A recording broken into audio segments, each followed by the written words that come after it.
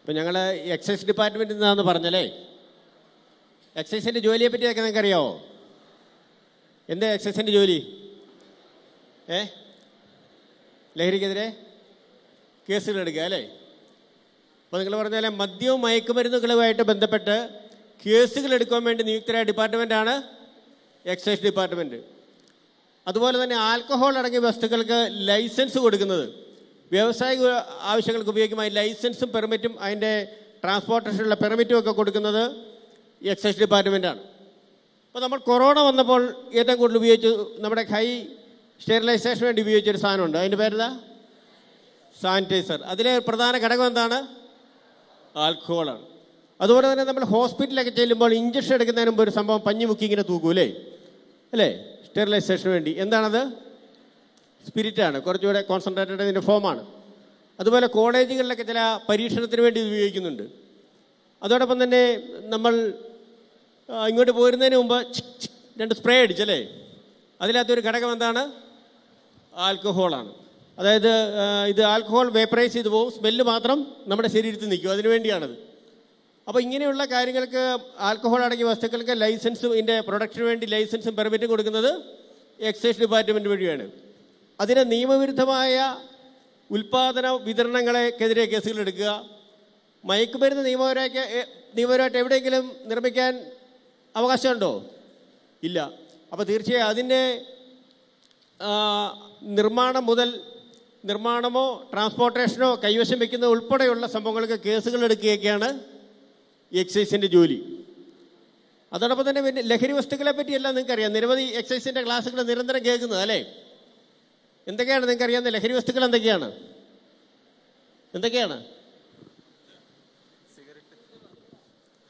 Cigarette, മദ്യം, കഞ്ചാവ്. Okay. ഇപ്പം നിങ്ങൾ ആദ്യം പറഞ്ഞു എല്ലാ ഐറ്റവും ഇവിടെ വന്നു. ഇപ്പോൾ സിഗരറ്റ് എന്ന് പറയുന്നത് പുകയില ഉൽപ്പന്നമാണ് അല്ലേ? പുകയില ഉൽപ്പന്നമാണ് സിഗരറ്റ്. പാൻ മസാലകൾ അല്ലെ മൂക്കിപ്പൊടി പല സംഭവങ്ങൾ വരുന്നത് പുകയില ഉൽപ്പന്നങ്ങളാണ്. രണ്ടാമത് മദ്യമാണ്, ആൽക്കഹോൾ അടങ്ങിയ വസ്തുക്കൾ അല്ലേ? മൂന്നാമത് മയക്കുമരുന്ന് വിഭാഗത്തിൽപ്പെടുന്നത്. അപ്പോൾ ഇത് മൂന്നുമാണ് ലഹരി വസ്തുക്കൾ. അപ്പോൾ നിങ്ങൾ ഇത്രയും കാലം +2 വിദ്യാർത്ഥികളല്ലേ? +2 ആണോ? അതെയോ? അപ്പം നിങ്ങൾ ഇത്ര വർഷത്തെ വിദ്യാഭ്യാസം നേടി, അറിവ് നേടി, അപ്പോൾ അതിൻ്റെ നമുക്ക് ഈ ലഹരികളെ പറ്റി മനസ്സിലാക്കിയതിൽ ഏറ്റവും ദൂഷ്യം കുറഞ്ഞതെന്ന് നിങ്ങൾ വിചാരിക്കുന്ന ലഹരി വസ്തു എന്താണ്? ഏറ്റവും ദൂഷ്യം കുറഞ്ഞതെന്ന് നിങ്ങൾ വിചാരിക്കുന്ന ലഹരി വസ്തു ആരാണ്? എന്താണ് ഏറ്റവും ദൂഷ്യം കുറഞ്ഞതെന്ന് ഏതാണ് വിചാരിക്കുന്നത്? ഏറ്റവും ദൂഷ്യം കുറഞ്ഞ ലഹരി വസ്തു എന്താ? പറഞ്ഞോ, നിങ്ങൾ കരുതുന്നതിൽ. നമുക്ക് നമ്മൾ ആരാന്ന് നമ്മൾ മറന്നു. അതല്ല, ഈ 3 സംഭവങ്ങളിലേ പുകയില പറഞ്ഞു, മദ്യം പറഞ്ഞു, മറ്റു മയക്കുമരുന്നോട് പറഞ്ഞു, ഇതിൽ ഏറ്റവും ദൂഷ്യം കുറഞ്ഞതെന്ന് നിങ്ങൾ വിചാരിക്കുന്ന ലഹരി വസ്തു എന്താണ്? ദൂഷ്യം കുറഞ്ഞതെന്ന് ധൈര്യമായിട്ട് പറഞ്ഞു. എന്തെങ്കിലും പറ.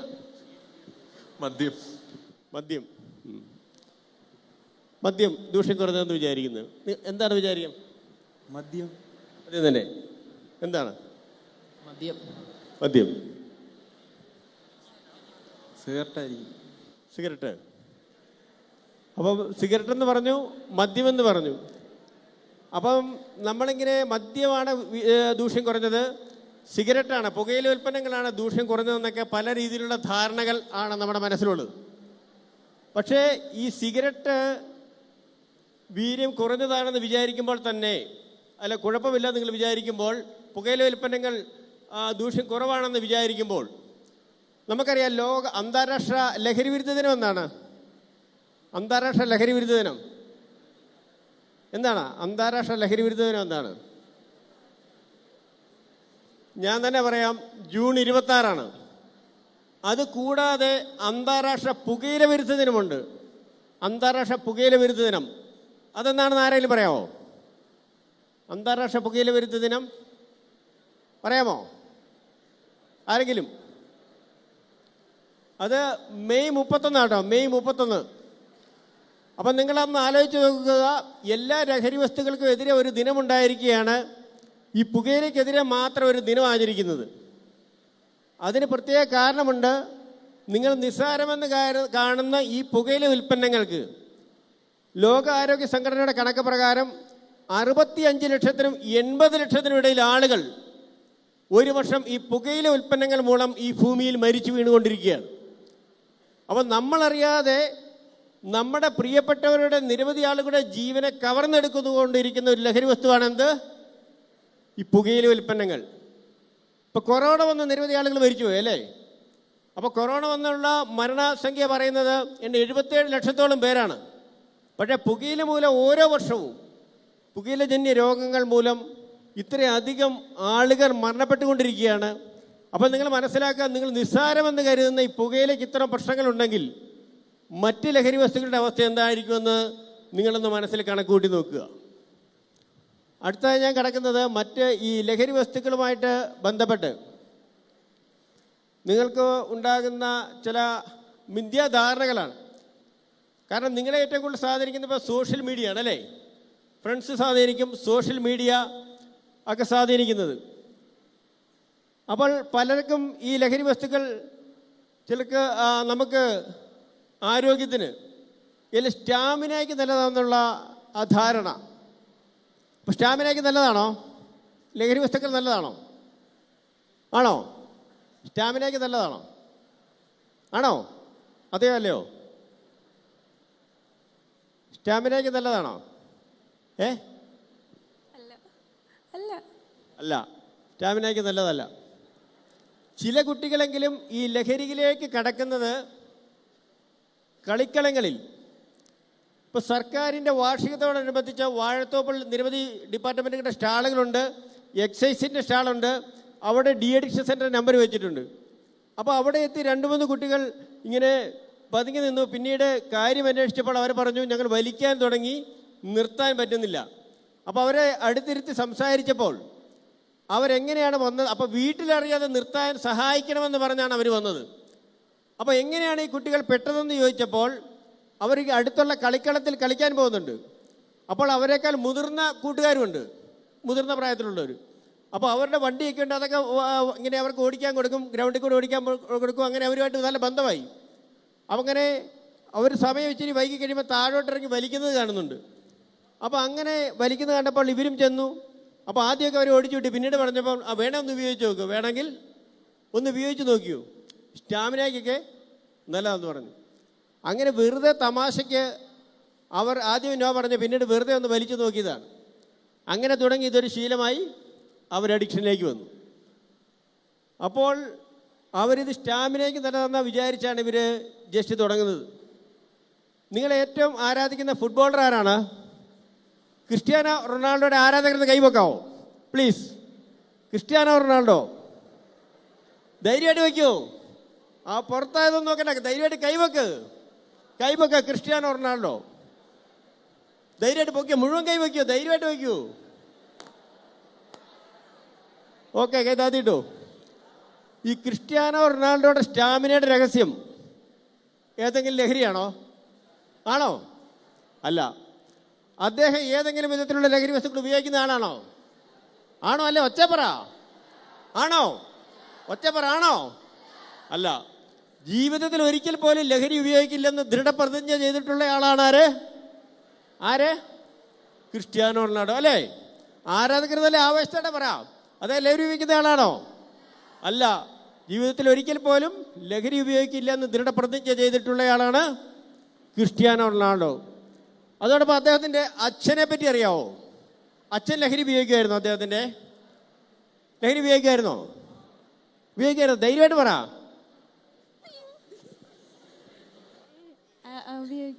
ഉപയോഗിക്കുമായിരുന്നു. അദ്ദേഹം മദ്യത്തിന് അഡിക്റ്റായ വ്യക്തിയായിരുന്നു അല്ലേ? അദ്ദേഹം മദ്യത്തിന് അഡിക്റ്റായ വ്യക്തിയായിരുന്നു. അദ്ദേഹം സ്നേഹമുള്ളയാളായിരുന്നു. പക്ഷേ ലഹരിക്ക്, മദ്യത്തിന് അഡിക്റ്റായി. അതിനുശേഷം കുടുംബം നോക്കാൻ സാമ്പത്തികമായ ശേഷിയില്ലായിരുന്നു. അതിനുശേഷം പല ജോലികൾക്കും ക്രിസ്ത്യാനോ റൊണാൾഡോ പോകേണ്ടി വന്നിട്ടുണ്ടല്ലേ? സ്വന്തമായിട്ട് ചെറിയ ജോലികളൊക്കെ ചെയ്താണ് കുടുംബം ഇങ്ങനെ ഭക്ഷണത്തിനുള്ള കാര്യങ്ങളൊക്കെ നേടിക്കൊണ്ടിരുന്നത്. അപ്പോൾ അദ്ദേഹത്തിൻ്റെ വീടിനടുത്തുള്ള 2 സ്ത്രീകളാണ്, ഭക്ഷണശാലയിൽ ജോലി ചെയ്യുന്ന സ്ത്രീകളാണ് അവർക്ക് വേണ്ടുന്ന ഭക്ഷണം അദ്ദേഹത്തിന് കൊടുത്തതായിട്ട് അദ്ദേഹം പറഞ്ഞിരിക്കുന്നത്. അപ്പോൾ അങ്ങനെയുള്ളൊരു മാനസികമായ പ്രശ്നത്തെ അദ്ദേഹം നേരിട്ടുണ്ടല്ലേ? ഈ ലഹരി ഉപയോഗിക്കാനുള്ള ടെൻഡൻസി പാരമ്പര്യമായിട്ട് നമുക്ക് കിട്ടുന്നുണ്ട്. 40 മുതൽ 60% വരെ പാരമ്പര്യമായിട്ട് കിട്ടുന്നുണ്ട്. പക്ഷേ അങ്ങനെയുള്ള ആ ടെൻഡൻസിയെ കൂടി അതിജീവിച്ചുകൊണ്ടാണ് അദ്ദേഹം ജീവിതത്തിൽ ഒരിക്കൽ പോലും ലഹരി ഉപയോഗിക്കില്ലെന്ന് അദ്ദേഹം തീരുമാനമെടുത്തത്, അല്ലേ? അപ്പം മനസ്സിലാക്കുക, ലഹരി ഒരു സ്റ്റാമിന ഉണ്ടാക്കുന്നില്ല. അദ്ദേഹം ചിട്ടയായ ജീവിതമായിരുന്നു, കഠിനാധ്വാനിയായിരുന്നു, അല്ലേ? നിരന്തരം പ്രാക്ടീസാണ്. ഉറങ്ങാൻ കിടക്കുന്നതിന് മുമ്പ് വരെ പ്രാക്ടീസ് ചെയ്യുമായിരുന്നു. അദ്ദേഹത്തിൻ്റെ ലഹരി എന്തായിരുന്നു? ഫുട്ബോളായിരുന്നു, അല്ലേ? അപ്പോൾ അതുകൊണ്ടാണ് അദ്ദേഹത്തിൻ്റെ ജീവിതത്തിൽ ഇത്രയും വലിയ നേട്ടങ്ങൾ എത്തിച്ചേരാൻ സാധിച്ചത്. അപ്പോൾ അതുപോലെ തന്നെ നിങ്ങളറിയുന്ന ഏതെങ്കിലും കായിക താരങ്ങൾ ലഹരി ഉപയോഗിച്ച് അദ്ദേഹത്തിന് അവരുടെ ഉന്നതിയിലെത്തിയിട്ടുണ്ടോ, ഉയർച്ചയിലെത്തിയിട്ടുണ്ടോ? ഇല്ല. മെസ്സി ആകട്ടെ, പുതിയ താരങ്ങൾ ആരെങ്കിലും ആകട്ടെ, ഇപ്പം ഞങ്ങളുടെയൊക്കെ കാലത്തിന് മുമ്പുണ്ടായിരുന്നവരെ പെലെ, അല്ലേ? പെലെയൊക്കെ ഉണ്ട്, ബ്രസീലിൻ്റെ. അപ്പോൾ അദ്ദേഹം ഒരിക്കൽ പറയുകയുണ്ടായി, അദ്ദേഹത്തിൻ്റെ ആ ബാല്യഘട്ടത്തിൽ 17 വയസ്സൊക്കെ ഉള്ളപ്പോൾ അദ്ദേഹം ഗ്രൗണ്ടിൻ്റെ അടുത്തൂടെ ഇങ്ങനെ അടുത്തിരുന്ന് ഇങ്ങനെ 17 വയസ്സ് ചെറുതായിട്ട് വലിക്കുകയായിരുന്നു. അപ്പോൾ അദ്ദേഹത്തിൻ്റെ പിതാവ് അതുവഴി വന്ന് ഇത് കണ്ടു. അപ്പോൾ പിതാവ് പറഞ്ഞു, ഇങ്ങനെ സ്നേഹത്തോടെ വിളിച്ചുകൊണ്ടേ പറഞ്ഞു, നീ വലിയൊരു കായിക താരമാകാൻ ആഗ്രഹിക്കുന്നുവെങ്കിൽ ഇത്തരത്തിലുള്ള ചെറിയ ലഹരി വസ്തു പോലും ഉപയോഗിക്കാൻ പാടില്ല എന്ന് അദ്ദേഹത്തിൻ്റെ ഇങ്ങനെ ചരിത്രത്തിൽ അദ്ദേഹം ഇത് പറഞ്ഞിട്ടുണ്ട്. അപ്പോൾ തീർച്ചയായും അതുപോലെ തന്നെ ക്രിക്കറ്റിൽ സച്ചിൻ തെണ്ടുൽക്കർ ലഹരി ഉപയോഗിക്കുമോ? ഇല്ല. സച്ചിൻ്റെ ഏറ്റവും അടുത്ത സുഹൃത്തായിരുന്നു വിനോദ് കാംബ്ലി. സച്ചിനേക്കാൾ ഉയർന്ന റേറ്റിംഗ് ഉണ്ടായിരുന്നയാളായിരുന്നു. അപ്പോൾ അദ്ദേഹം ആദ്യമായി ഇന്ത്യയിൽ നിന്ന് ആദ്യമായി ട്രിപ്പിൾ സെഞ്ചുറി അടിച്ചത് വിനോദ് കാംബ്ലിയാണ്. പക്ഷേ അദ്ദേഹം ഇങ്ങനെ ഉയർച്ചയിലെത്തിയതിന് ശേഷം സാധാരണ നിരയിൽ നിന്ന് വളർന്നു വന്നയാളാണ്, ലഹരിയുടെ പിടിയിലേക്ക് പോയി. സച്ചിൻ്റെ അടുത്ത സുഹൃത്താണ് സച്ചിൻ. പലതവണ അദ്ദേഹത്തെ തിരിച്ചു കൊണ്ടുവരാൻ ശ്രമം നടത്തി, പക്ഷേ വിജയിച്ചില്ല. അദ്ദേഹത്തിൻ്റെ കരിയറും ജീവിതം ആ ലഹരിയിലൂടെ പോയി. അപ്പോൾ തീർച്ചയായും ലഹരി ഇത്തരത്തിലുള്ള യാതൊരു സ്റ്റാമിനയും നൽകുന്നില്ല. അടുത്തത് എന്നെ ഏറ്റവും കൂടുതൽ അത്ഭുതപ്പെടുത്തുന്ന ഒരു സംഭവമാണ്, ഒരു മെഡിക്കൽ വിദ്യാർത്ഥിയെ, MBBS വിദ്യാർത്ഥിയെ ഇത്തരത്തിലുള്ള ലഹരി സംഭവങ്ങളൊക്കെ പിടിക്കുമ്പോൾ അദ്ദേഹം പറഞ്ഞത് ഇങ്ങനെ ബുദ്ധിശക്തിക്ക് ഓർമ്മശക്തിക്ക് എന്നാണ്. ബുദ്ധിശക്തിക്ക് ഓർമ്മശക്തി ഇത് നല്ലതാണോ? ആണോ? അല്ല. അപ്പോൾ തീർച്ചയായും നിങ്ങളൊന്ന് ആലോചിക്കുക, ഏറ്റവും കൂടുതൽ തലച്ചോറുണ്ടെന്ന് പറഞ്ഞ ആൽബർട്ട് ഐൻസ്റ്റീൻ രാവിലെ ഏറ്റവും ഒരെണ്ണം ആപേക്ഷികതാ സിദ്ധാന്തം കണ്ടുപിടിക്കുന്നതിന് മുമ്പ് ഇങ്ങനെയൊന്ന് വലിച്ചിട്ടാണോ ഇത് കണ്ടുപിടിച്ചത്? അതെയോ? ആണോ? ആപേക്ഷികതാ സിദ്ധാന്തം അങ്ങനെയാണോ കണ്ടുപിടിച്ചത്? അല്ല. അദ്ദേഹം ഇങ്ങനെ ഇത്തരത്തിലുള്ള പഠനങ്ങളായിരുന്നു അദ്ദേഹത്തിൻ്റെ ലഹരി, അല്ലേ? ചെറുപ്പത്തിലെ പഠന വൈകല്യമുള്ള വ്യക്തിയായിരുന്നു അദ്ദേഹം. അതുപോലെ തന്നെ തോമസ് ആൽവ എഡിസൺ 1000-ലധികം പേറ്റന്റുകൾ നേടിയിട്ടുള്ള ശാസ്ത്രജ്ഞനാണ്, വൈദ്യുത ബൾബ് ഉൾപ്പെടെ. അദ്ദേഹം ഈ കണ്ടുപിടുത്തങ്ങൾ നടക്കുമ്പോൾ അദ്ദേഹം പഠന വൈകല്യമുള്ള കുട്ടിയായിരുന്നു. അദ്ദേഹം 2 എണ്ണം ഇത് വലിച്ചിട്ടാണോ ഈ കണ്ടുപിടുത്തങ്ങളെല്ലാം നടത്തിയത്? ആണോ? അപ്പോൾ തീർച്ചയായും ഏതെങ്കിലും വ്യക്തികൾ ഇത്തരത്തിലുള്ള ധാരണകൾ നിങ്ങളുടെ മനസ്സിലേക്ക് കടത്തിവിടാൻ ശ്രമിക്കുമ്പോൾ നിങ്ങളതിനകത്ത് പെട്ടുപോകരുത്. ഐസക് ന്യൂട്ടൻ, നിങ്ങൾ അവരെ എടുത്തു നോക്കുക. അതോടൊപ്പം തന്നെ സർഗാത്മകമായ കഴിവുകൾക്ക് ഇത് നല്ലതാണോ? ആണോ? അല്ല. അപ്പോൾ തീർച്ചയായും നിങ്ങൾ ആലോചിക്കുക, ഇത്ര സർഗാത്മകമായ കാര്യങ്ങൾ എഴുതിയിട്ടിരിക്കുന്ന ആളുകൾ, ഷേക്സ്പിയറോ ലിയോ ടോൾസ്റ്റോയോ അല്ല നമ്മുടെ നാട്ടിൽ വന്ന് എഴുത്തച്ഛനോ കുഞ്ചൻ നമ്പ്യാരോ ആരെങ്കിലും, ചെറുശ്ശേരിയോ ആരെങ്കിലും ഈ ലഹരി ഉപയോഗിച്ചിട്ടാണോ അവരുടെ സർഗാത്മകമായ കവിതയൊക്കെ എഴുതിയത്? ആണോ? അല്ല. എഴുത്തച്ഛനൊക്കെ ഒരു സന്യാസി തുല്യമായ ജീവിതം നയിച്ചിരുന്ന വ്യക്തിയായിരുന്നു, അല്ലേ? അപ്പോൾ ചിലർ പറയുന്നത് ഇത് പ്രകൃതിദത്തമല്ല എന്നൊക്കെ പറയുന്നുണ്ടല്ലേ കഞ്ചാവിനെ സംബന്ധിച്ച്. പ്രകൃതിദത്തമാണ്, ഇതിന് കുഴപ്പമുണ്ടോ? ഇത് പ്രകൃതിദത്തമാണോ? പ്രകൃതിദത്തമാണ്, കുഴപ്പമുണ്ടോ? പ്രകൃതിദത്തമായതെല്ലാം നല്ലതാണോ? ആണോ? അല്ല. ഇന്നലെ പത്രത്തിലൊരു വാർത്ത വന്നിരുന്നു, അരളിപ്പൂ കഴിച്ചിട്ട് ഒരു കുട്ടി മരണപ്പെട്ട് വാർത്ത വന്നില്ലേ? അരളിപ്പൂ പ്രകൃതിയിലുണ്ടാകുന്ന ഒരു പുഷ്പമല്ലേ, പൂവാണല്ലേ? അപ്പം അത് കഴിച്ചപ്പോൾ എന്ത് സംഭവിച്ചു? മരിച്ചുപോയി, അല്ലേ? ഉമ്മത്തങ്ക കഴിച്ചാൽ മരിച്ചു. അപ്പോൾ തീർച്ചയായും മനസ്സിലാക്കുക, പ്രകൃതിയിൽ നിന്ന് കിട്ടുന്നതെല്ലാം നല്ലതാണോ? അല്ല. അപ്പോൾ തീർച്ചയായും ആ ഒരു ബോധ്യം കൂടി നമ്മുടെ മനസ്സിൽ ഉണ്ടായിരിക്കണം. അതോടൊപ്പം തന്നെ നിങ്ങൾക്ക് ഇനി എന്തെങ്കിലും ചോദിക്കാനുണ്ടോ? എന്തെങ്കിലും ചോദിക്കാൻ? എനിക്ക് അറിയാവുന്ന കാര്യങ്ങൾക്ക് മറുപടി തരാം. എന്തെങ്കിലും ചോദിക്കാനുണ്ടോ? ചോദ്യം?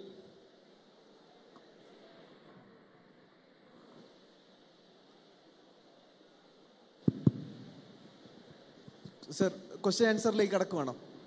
ക്വസ്റ്റ്യൻ ആൻസറിലേക്ക് കടക്കുവാണ്. അല്ല, ആരെങ്കിലും ചോദിക്കുന്നുണ്ടെങ്കിൽ. ഓ തീർച്ചയായും. മോളെ ഒന്ന് എഴുന്നേക്കാമോ? ഒരു മിനിറ്റേ. റെഡിയാണോ?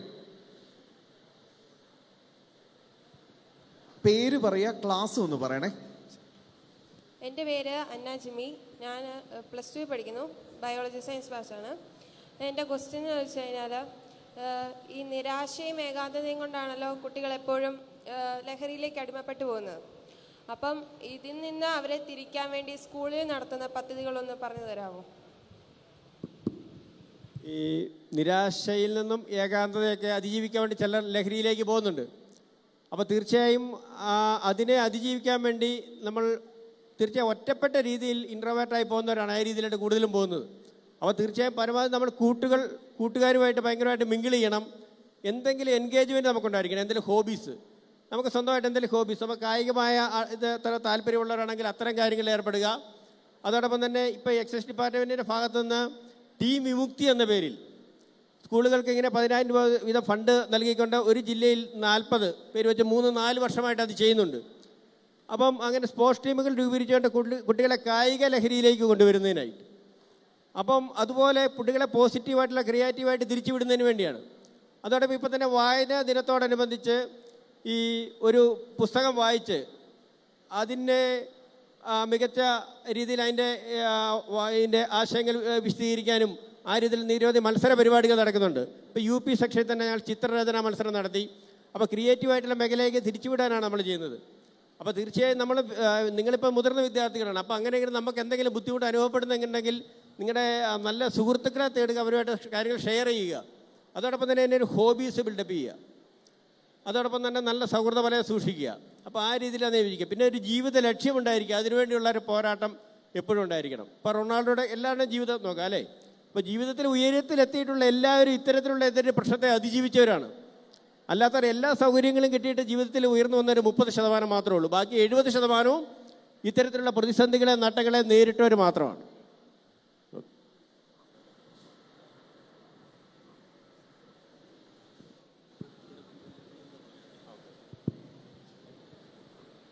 എൻ്റെ പേര് കൃഷ്ണപ്രിയ അജയകുമാർ. ഞാൻ സെക്കൻഡ്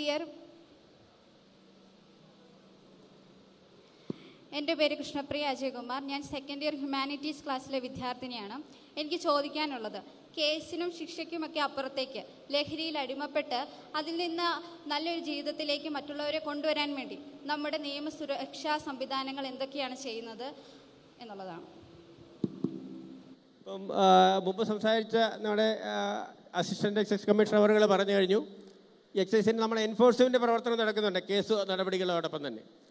അതോടൊപ്പം തന്നെ നമ്മൾ ബോധവത്കരണ വിഭാഗം പ്രവർത്തിക്കുന്നുണ്ട്. അതിൻ്റെ ഭാഗമാണ് വിമുക്തി മിഷൻ ക്ലാസ്സുകൾ എടുക്കുന്നുണ്ട്. അതോടൊപ്പം തന്നെ അതുപോലെ തന്നെ ഈ ഇപ്പോൾ പറഞ്ഞ സ്പോർട്സ് പോലുള്ള പരിപാടികൾ, കുട്ടികൾക്കുള്ള നിരവധി മത്സര പരിപാടികൾ ഒക്കെ നടത്തുന്നുണ്ട്. അതോടൊപ്പം തന്നെ കൗൺസിലിംഗ് നൽകുന്നതിനുള്ള കാര്യങ്ങൾ ചെയ്യുന്നുണ്ട്. എല്ലാ ജില്ലകളിലും ഡി അഡിക്ഷൻ സെൻ്ററുകൾ പ്രവർത്തിക്കുന്നുണ്ട്. ജില്ലാ ആശുപത്രിയോട് ചേർന്ന് വിമുക്തി മിഷൻ്റെ ഡി അഡിക്ഷൻ സെൻ്ററുകൾ പ്രവർത്തിക്കുന്നുണ്ട്. അവിടെ കൗൺസിലിങ്ങും ചികിത്സയും എല്ലാം ഫ്രീ ആയിട്ടാണ് കൊടുക്കുന്നത്. അതുപോലെ തന്നെ വിമുക്തിയുടെ ഭാഗമായിട്ട് ഇത്തരം പ്രശ്നങ്ങൾ അഭിമുഖീകരിക്കുന്ന കുട്ടികൾക്ക് നമ്മൾ ഇങ്ങനെ കൗൺസിലിംഗ് നൽകുന്നുള്ള സഹായം ചെയ്തു കൊടുക്കുന്നുണ്ട്. അതുപോലെ തന്നെ നമ്മൾ കേസെടുക്കുന്ന വ്യക്തികൾ 25 വയസ്സ് മുതൽ താഴെയുള്ള കുട്ടികൾക്ക് നിർബന്ധമായും അവർക്ക് ഒരു പ്രാഥമിക കൗൺസിലിംഗ് കൊടുക്കുന്നുണ്ട്. അതിനുശേഷം അവർക്ക് ട്രീറ്റ്മെൻറ്റ് ആവശ്യമാണെങ്കിൽ അതിന് പോകുന്നുള്ള സൗകര്യങ്ങളും ചെയ്തു കൊടുക്കുന്നുണ്ട്.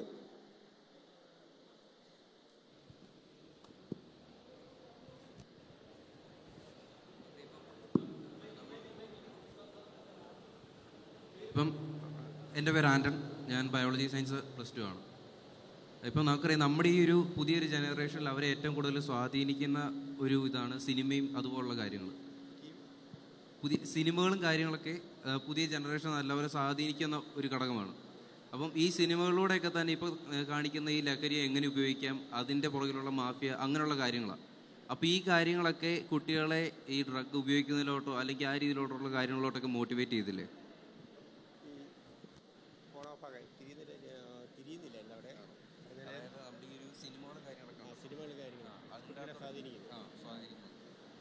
തീർച്ചയായും സിനിമകൾ നമ്മളെ സ്വാധീനിക്കുന്നുണ്ട്, TV കാര്യങ്ങൾ നമ്മളെ സ്വാധീനിക്കുന്നുണ്ട്. അപ്പോൾ തീർച്ചയായും ബോധപൂർവം ഞാൻ മുമ്പ് പറഞ്ഞു സോഷ്യൽ മീഡിയ നമ്മളെ സ്വാധീനിക്കുന്നുണ്ട് എന്നല്ലേ, TV നമ്മളെ സ്വാധീനിക്കുന്നുണ്ട്. ഇപ്പം ഞങ്ങളുടെ കാലഘട്ടത്തിലെ ഏറ്റവും വലിയ ഞങ്ങളെ സ്വാധീനിച്ച ഒരു ഡയലോഗാണ്, നിങ്ങൾ കേട്ടിട്ടുണ്ടോയെന്നറിയില്ല, narcotic is a dirty business. മറ്റുള്ള ബിസിനസ് പോലെ ഇത് ലക്ഷങ്ങളുടെ ശാപമേൽക്കേണ്ടി വരും. അപ്പോൾ 20-ാം നൂറ്റാണ്ടെന്ന സിനിമയിൽ മോഹൻലാൽ എന്ന കഥാപാത്രം അവതരിപ്പിച്ചതാണ് അല്ലേ. അപ്പോൾ ഞാൻ ആദ്യമായിട്ട് കേൾക്കുന്നത് എൻ്റെ 9ാം ക്ലാസ്സിൽ പഠനം നിർത്തിയ എൻ്റെ സുഹൃത്ത്, 9ാം ക്ലാസ്സിൽ പഠനം നിർത്തി കൂലിപ്പണിക്ക് പോയ എൻ്റെ സുഹൃത്ത്, അവൻ പണിയെടുത്തുകൊണ്ടുവന്ന കാശ് കൊണ്ട് പോയി സിനിമ കണ്ടിട്ട് വന്ന് ഈ കഥ മുഴുവൻ നിർത്താതെ എന്നോട് പറഞ്ഞു. ആ 9ാം ക്ലാസ്സിൽ ജീവിത പ്രശ്നം കൊണ്ട് പഠനം നിർത്തിയ സുഹൃത്തിൻ്റെ വായിൽ നിന്നാണ് ഞാൻ ആ വാക്ക് ആദ്യം കേൾക്കുന്നത്, narcotic is a dirty business, സ്കൂളിൽ പഠിച്ചുകൊണ്ടിരിക്കുമ്പോൾ. അപ്പോൾ അത് നമ്മളെ സ്വാധീനിക്കുന്നുണ്ട്. നമ്മൾ ആരാധിക്കുന്ന കഥാപാത്രങ്ങളുടെ പെരുമാറ്റങ്ങൾ, രീതികൾ, അനുകരണം, നമ്മുടെ പെരുമാറ്റങ്ങളൊക്കെ അനുകരണങ്ങളാണല്ലേ, നമ്മളെല്ലാം അനുകരിക്കുന്നവരാണ്. അപ്പോൾ തീർച്ചയായും അവരുടെ വാക്കുകൾ, അവരുടെ പ്രവൃത്തികൾ നമ്മളെ സ്വാധീനിക്കുന്നുണ്ട്. നമ്മുടെ ചെറുപ്പത്തിൽ നമ്മുടെ പേരൻസിനെ അനുകരിക്കുമായിരുന്നു അല്ലേ. നമ്മൾ നടക്കാൻ പഠിക്കുമ്പോൾ വാക്കുകൾ, അക്ഷരങ്ങൾ പഠിച്ച പേരൻസിനെയാണ്, പിന്നീട് നമ്മുടെ സുഹൃത്തുക്കളെ, ബാക്കിയുള്ളവരെ അനുകരിക്കുന്നു. അപ്പോൾ തീർച്ചയായും അനുകരണ പ്രവണത കൂടുതലുള്ളവരെ അത് കൂടുതലായിട്ട് സ്വാധീനിക്കുന്നുണ്ട്. അപ്പോൾ ബോധപൂർവം തന്നെ ഈ ലഹരി വസ്തുക്കളുമായിട്ട് ബന്ധപ്പെട്ടവർ ചില സിനിമകൾ ഇതിനുവേണ്ടി തന്നെ പടച്ചിറക്കുന്നുണ്ട്. ചില സിനിമകൾ കണ്ടാൽ മനസ്സിലാകും, ലഹരി മാഫിയായിട്ട് ബന്ധപ്പെട്ടവർ അത്തരത്തിലുള്ള ആശയങ്ങൾ നമ്മുടെ ഉള്ളിലേക്ക് കടത്തി വരുന്ന രീതിയിലുള്ള സിനിമകൾ കടത്തിവിടുന്നുണ്ട്. അപ്പോൾ ചില സോഷ്യൽ മീഡിയയിൽ കഞ്ചാവിനെ പറ്റി ഇത് ജൈവമല്ലേ എന്ന രീതിയിലുള്ള ആശയം നമ്മുടെ മനസ്സിലേക്ക് കടത്തിവിടാൻ ശ്രമിക്കുകയാണ്. അപ്പോൾ നമ്മൾ നമ്മുടെ തലച്ചോറിൻ്റെ യുക്തിയുടെ മണ്ഡലത്തെ ഉപയോഗിച്ച് അതിനെ കീഴടക്കണം. തലച്ചോറിന് യുക്തിയുടെ മണ്ഡലം തന്നിട്ടുണ്ട്. ആ യുക്തിയുടെ മണ്ഡലത്തിൽ ഉപയോഗിച്ച് ഇത്തരത്തിലുള്ള ആശയങ്ങളെ, വാദഗതികളെ നമ്മുടെ ഉള്ളിലേക്ക് കയറാതെ നമ്മൾ സൂക്ഷിക്കണം.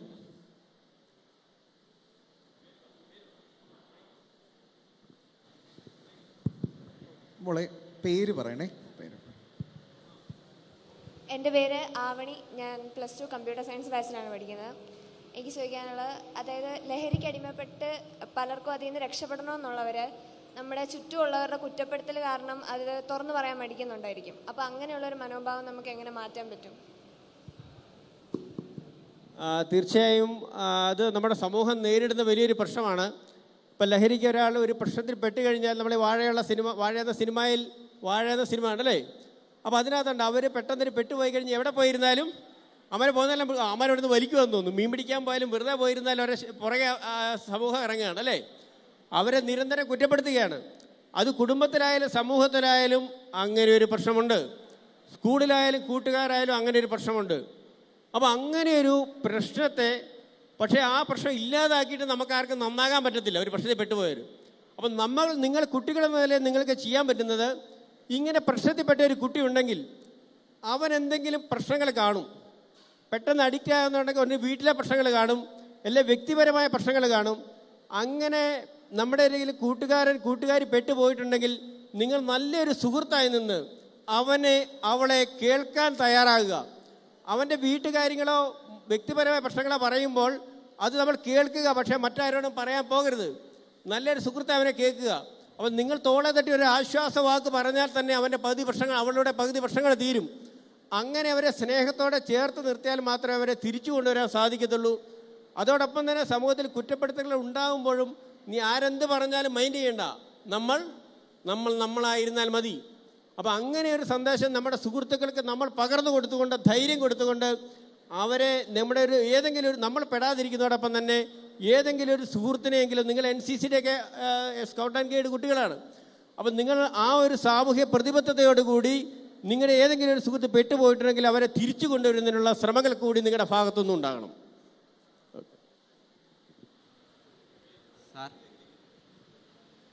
ഹലോ, എൻ്റെ ആൽബിൻ സണ്ണി. ഞാൻ +2 കമ്പ്യൂട്ടർ സയൻസ് ക്ലാസ്സിൽ പഠിക്കുന്നു.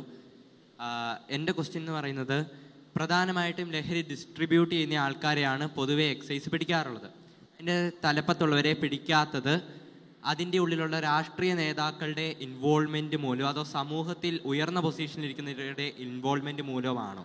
അതുമാത്രമല്ല, പല റിപ്പോർട്ടുകൾ പ്രകാരവും എക്സൈസ് ഡിപ്പാർട്ട്മെൻറ്റിലുള്ള ചില മുതിർന്ന ഉദ്യോഗസ്ഥർ ലഹരി മാഫിയയുടെ തലപ്പത്തിരിക്കുന്നു എന്ന് പറഞ്ഞുള്ള റിപ്പോർട്ടുകൾ കേരളത്തിലുണ്ട്. അത് സത്യമാണോ? അങ്ങനെയാണെങ്കിൽ അതിനെ നമുക്ക് എങ്ങനെ എതിർക്കാം?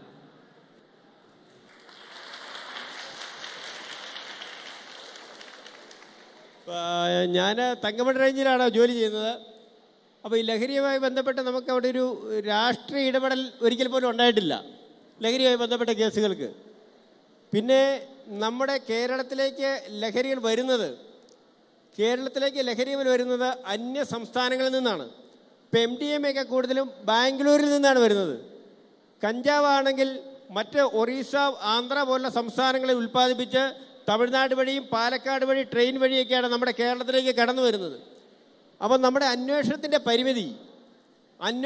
പരിമിതി നമുക്ക് നമ്മുടെ സ്റ്റേറ്റിൽ മാത്രമേ നമുക്ക് അന്വേഷിക്കാൻ സംവിധാനമുള്ളൂ. അപ്പോൾ അതുകൊണ്ടാണ് ഇപ്പോൾ പുതിയ ആഭ്യന്തരമന്ത്രി പറഞ്ഞിരിക്കുന്നത് മറ്റ് സ്റ്റേറ്റുകളെ കൂടി കൂട്ടിക്കൊണ്ട് അടുത്തുള്ള നമ്മുടെ ചുറ്റുപാടുമുള്ള മറ്റേ തമിഴ്നാട്, കർണാടക, ആന്ധ്ര മുതലിയ സംസ്ഥാനങ്ങളിലെ ആഭ്യന്തരമന്ത്രിയൊക്കെ ആയിട്ട് വിളിച്ചുകൂടി യോഗം കൂടി. അപ്പം നമ്മുടെ അന്വേഷണം എത്തി നിൽക്കുന്നത് ഇവന് കിട്ടിയത് ഇന്നിടത്തുനിന്നാണ്, തമിഴ്നാട്ടിൽ നിന്നാണ് അല്ലെങ്കിൽ ആന്ധ്രയിൽ നിന്നാണ്. ആ വിവരങ്ങൾക്ക് ശേഷം അങ്ങോട്ട് അന്വേഷണം വ്യാപിപ്പിച്ച് അവിടുത്തെ അന്വേഷണ ഏജൻസികളുടെ സഹായമുണ്ടെങ്കിൽ മാത്രമേ ബാക്കിയുള്ള കാര്യങ്ങൾ നടക്കത്തുള്ളൂ. അപ്പോൾ അത് കോർഡിനേറ്റ് ചെയ്യുന്നതിനുള്ള ശ്രമങ്ങൾ ഇപ്പോൾ ഗവൺമെൻറ് നടത്തുന്നുണ്ട്. അതിനുവേണ്ടിയാണ് മറ്റ് ഈ അടുത്തുള്ള ഈ സംസ്ഥാനങ്ങളുടെ ആഭ്യന്തരമന്ത്രിമാരെ വിളിച്ചു കൂട്ടിക്കൊണ്ടും മുഖ്യമന്ത്രിമാരെ കൂടി ചേർത്തുകൊണ്ടും ഇതിനുള്ള ശ്രമങ്ങൾ ഗവൺമെൻറ് നടത്തുന്നത്. നമ്മളെ സംബന്ധിച്ച് ഇവിടെ മാത്രമേ നമ്മുടെ പരിധിക്കുള്ളിലേ അന്വേഷിക്കാനുള്ള അധികാര പരിധിയുള്ളൂ. അതാണ്. Yes, thank you sir, thank you so much.